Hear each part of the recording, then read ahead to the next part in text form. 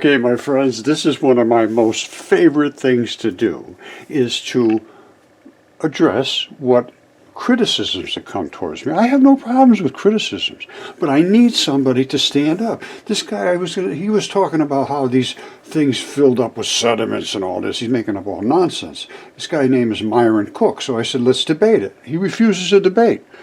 He's a geologist, and none of them will because they know that I'll destroy him.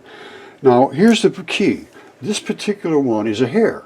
And I showed a hair follicle, and I have the hair follicle right here in my hand. Wait till you see this. After they started to come after me, oh, that's not a hair follicle. It's a, it's not a hair. That's a bamboo, and somebody else says a horsetail, and somebody else said this and that. Well, I'm going to show you precisely what it is right now. And Myron, you should stand up for yourself, my friend. You make claims, you should stand behind them, buddy. All right, this is just absolutely off the charts. I couldn't believe what I found when I went back to look at this. You see this? That's not a root. It's not a root. And this is not just dirt and debris. This is literally layers of tissue and muscle. This is the striations between the hair as it grows. This right here would have been the follicle. And this right here is where the erector muscle would have attached.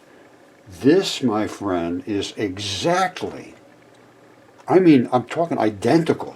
The erector pili muscle goes just up like that and attaches into the red flesh. This is the blood vessel right there. It's right there. This is so unbelievable. And then this over here is the sebaceous gland. You don't see it, it's on the other side of this. But if they went around the other side, they're going to find that sebaceous gland right there. You see it? That's the sebaceous gland. Now, and then we're going to look at the top. This appears to have been a curly-haired person. When I first put this up, I showed all the way the hair wraps around and comes up, and I said, for something strange, up at the top there's a flat spot. I couldn't figure this out. And then I had a bunch of people send me, say, oh yeah, my hair's curly and I have my hair's flat. I said, come on. That's what I'm seeing. So this could have been a red-haired person. I don't know. But that's what they tell me. Now watch this. Wait till I show you the anatomy. Absolutely amazing. That's the muscle attachment. It runs right up there so your hair can do like this when you get all upset or you get scared, you know. And then on the other side is the sebaceous gland. Wait till you see this. This is, when I went back to look at it, I was stunned by the detail. They just broke off the bulb that's just like this is broken off. They just keep breaking it off until they could get to the hair. Absolutely amazing. That's it. Oh my God. All right, here's the hair follicle. And I say it is attached to right down here. Now, here it is in the caliper. And it's approximately 2 inches. And in millimeters, for you millimeter people, 49.9 millimeters, like 50 millimeters. Look at that, 50. Okay, so that's, I don't know what an average one is, but it's somewhere down around here. All right, so maybe say it's 0.5 millimeters. That's probably not, I'm sure it's not much bigger or smaller than that. So let's go with 0.5. This is 50. So this is at least 100 times bigger than a hair follicle is now. Let's go with that. 100 times bigger than they are now is what this is. All right, so just check on this now. Like I said, this is the follicle. This is what they call the pili erector muscle. And what that means is there's an attachment from there to the red flesh. And that's when your hair stand up on end. That's what it is. That's the erector muscle that makes them stand up erect. Now, there's an attachment here, very, very obvious. And there's an attachment up there, very, very obvious. They have broken all this away, just like I could do to this. I could break this out until I got down to the inside where there's some form of a hair coming up through here. I could break that out and get down to here, smash all that stuff away. All right? And they just didn't realize what they had. And I don't blame them. I mean, who the hell expects this? Now, let's look at this very carefully. You have to really pay close attention. You see that? That's red, red, red, red, red, red. And what is red, red, red? That's red, red, red right there. That's one side of the muscle, that's the other side. They have to grab in and hold onto the flesh. You need a lot of blood to supply to a muscle. This is all this is. And then don't forget, this is the blood supply right here. And there it is. Can you see that? Just barely, hold on. Let's step back from the beginning. Here it is. Boom, red, red, red, red, red, red, pili muscle, erector muscle right there. And right there is the blood supply. There it is. That one there, I'm almost certain is the artery, because the arteries blow open. The veins don't. They have little clamps on them. But they broke all of this stuff away to find, looking for the roots. There's no roots. There's only blood supplies. And this is, we're going to look at this in a microscope, but this is what made me sort of go back and look at it. I was, people were saying, oh, it's this, it's that. I get that all the time. But when they said, ooh, the flat spot is because of curly hair, well, that made my erector pili muscle go, woo! All right, we're going to be going over to the microscope in a second and looking at the pili erector muscle attachment, which was right there. And it ran right up to here, which is, you can actually see, if you look really close and you think, you can actually see the attachments, which I'm going to show you the attachments in my hair follicle right here. But we have to turn the lights off.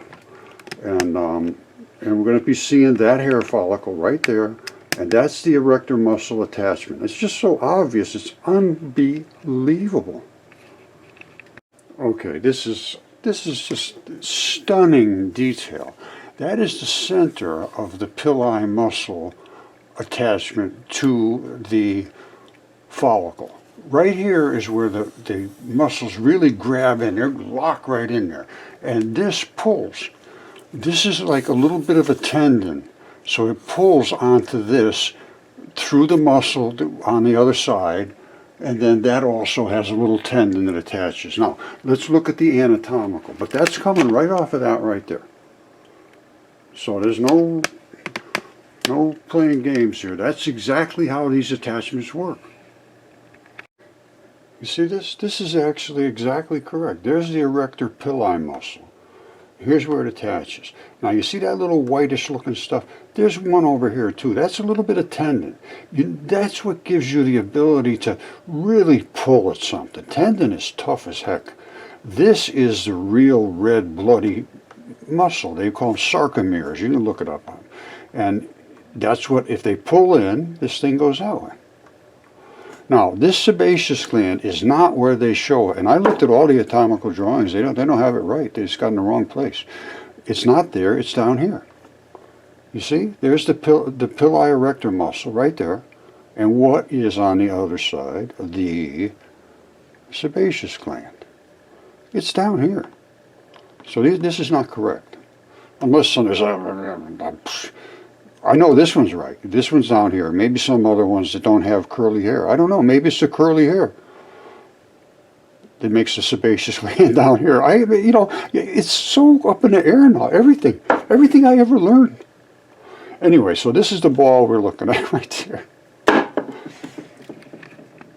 All right, so you saw the sebaceous gland, you saw the pili muscle, you saw the vein and artery. What about the hair shaft? What can we determine about that?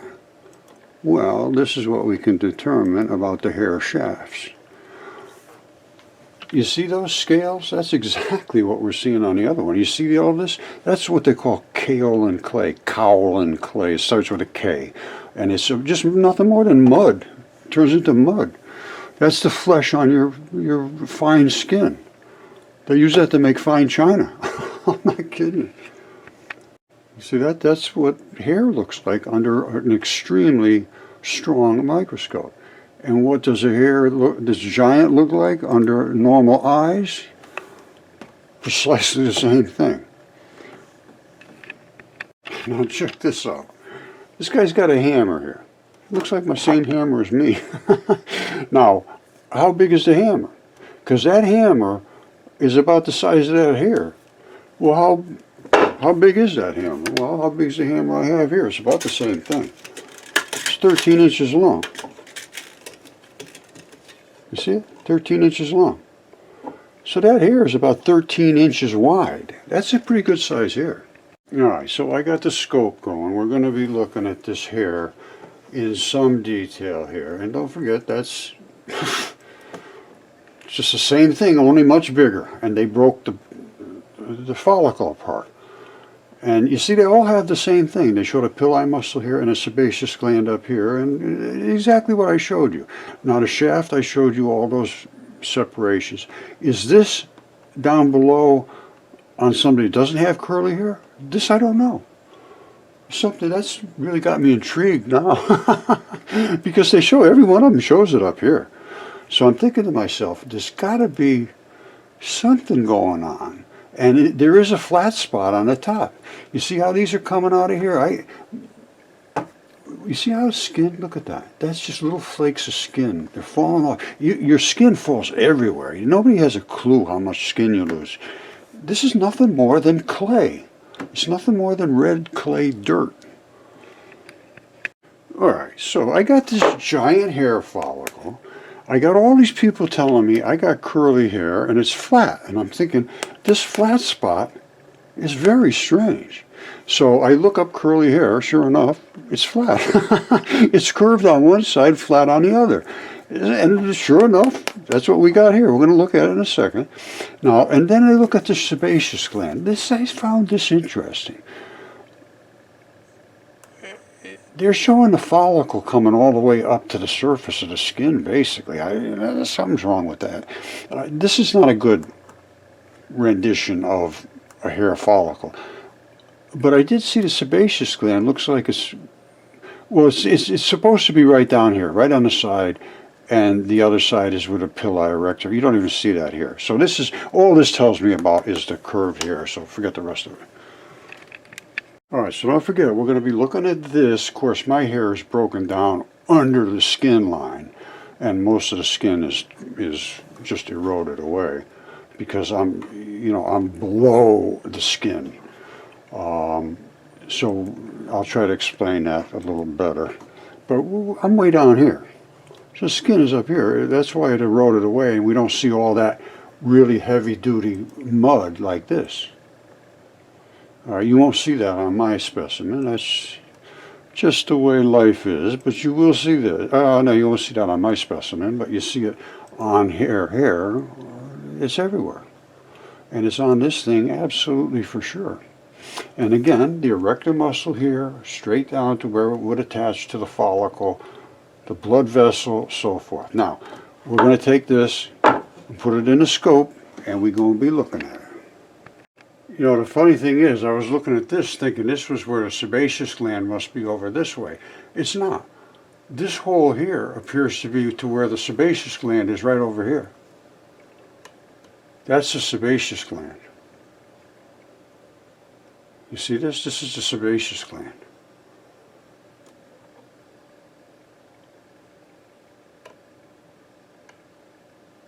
That's it right there.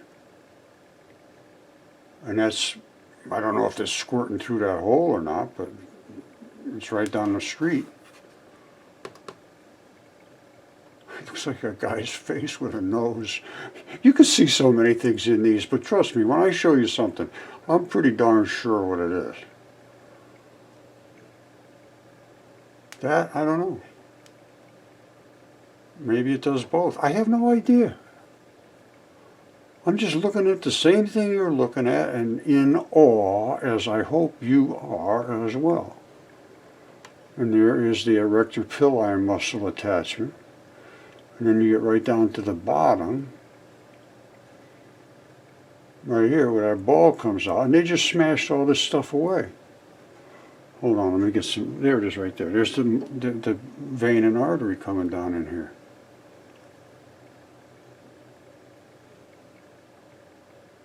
somewhere down in here. Hold on.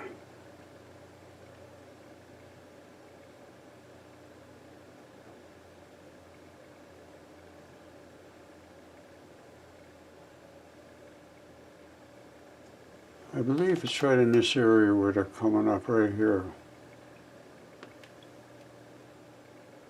It's hard to tell. A lot of biology going on there. It's a pretty good sized creature. I figure, like I say, we've got to be 100 times bigger than us. Okay, that's obviously the sebaceous gland. It's exactly on the other side of the hair follicle than the erector pili muscle. And this is the hair. It's actually wrapping up around and coming up through. All right, check out how cool this is. That is the hair follicle. Obviously, this is the hair coming up, and that's the flat side. This over here is that erector muscle attachment. And directly on the other side is the sebaceous gland right here. Look at that. Exactly what it looks like. But it's not in the correct position on the anatomical charts unless curly-haired people have them in a different place than other people. I don't know. But that's pretty obvious. I think I showed some really good close-up shots. There's not much else to say. That's what it is. It's 2 inches wide, so like I said, that's, I would say, a minimum of 100 times bigger than what an average person's hair is like. I don't know what it was from. Maybe it was from a wild boar or something. I had no idea. But I can tell you what, it looks like it was a curly-haired person.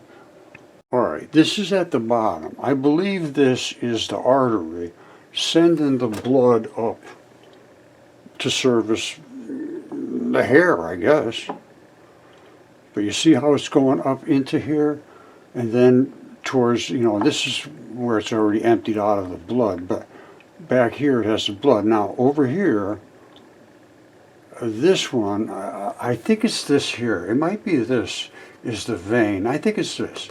I think this is still some protection for the artery. And I think this right here could be the vein, and this is the wall around it. I don't know. It's kind of hard to be sure. Now, that was very close up. I'm going to back way off. Well, not way off, but actually I have this microscope modified. It's not supposed to do these things. I got it so that I can go very far away, and you still get a very good picture. And there's something with the light that comes out of here. When you change a certain lighting, it's I'm not sure exactly what it does, to be perfectly honest with you, but it highlights metals, and I can see things you'd never see by changing the lighting. You see it?